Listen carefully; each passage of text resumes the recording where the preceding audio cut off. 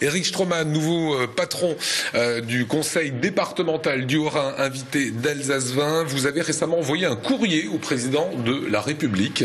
Vous voulez faire entendre votre voix. Qu'est-ce qui vous inquiète ?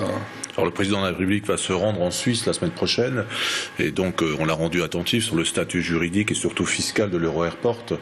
Vous le savez, les autorités françaises, Bercy, souhaitent fiscaliser, appliquer le droit fiscal français aux entreprises suisses qui sont installées sur la partie suisse de l'Euro-Airport. Il y a plusieurs dizaines de milliers d'emplois qui sont concernés par cette fiscalisation. Le risque évidemment, c'est que ces entreprises suisses quittent le territoire français et que ça ait un impact fort sur ce bassin de vie économique.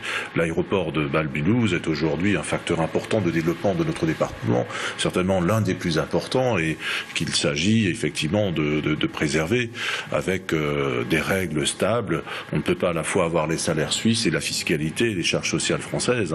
Je pense que le président de la République a compris le message. J'ai rencontré justement, quand vous parlez du cumul des mandats, j'ai rencontré la semaine dernière le président de l'Assemblée nationale suisse à Paris, avec l'ambassadeur suisse à Paris, et donc on a évoqué ensemble cette question, et je crois que les autorités françaises sont aujourd'hui assez sensibilisées sur ce sujet. Donc ça vaut le coup d'être un petit peu sur ces deux territoires et au cœur de l'État, de l'appareil de l'État. Vous avez souhaité retirer la plainte déposée par le conseil départemental par Charles Buttner contre Pierre Freiburger, après le vol d'un crucifix. Pourquoi ? Alors, à l'époque, le président avait dit qu'il va déposer plainte si personne se dénonce le samedi matin. Pierre Freiburger ne s'est pas dénoncé. En fait, il a été vu, et donc pour permettre à l'enquête de s'engager, il a déposé plainte. Et évidemment, on a tout de suite su que c'était lui l'auteur de ce vol. L'idée, c'est simplement de dire que ce n'est pas dans un tribunal correctionnel qu'on va discuter du sujet de la laïcité en Alsace et de la place d'un emblème religieux dans un bâtiment public. Il n'y a pas réellement de préjudice pour la collectivité.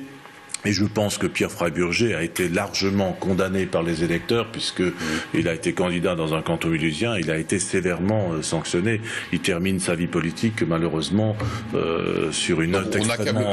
On tire pas sur une Voilà, puis bon, c'est le pardon chrétien. On ne va pas en rajouter.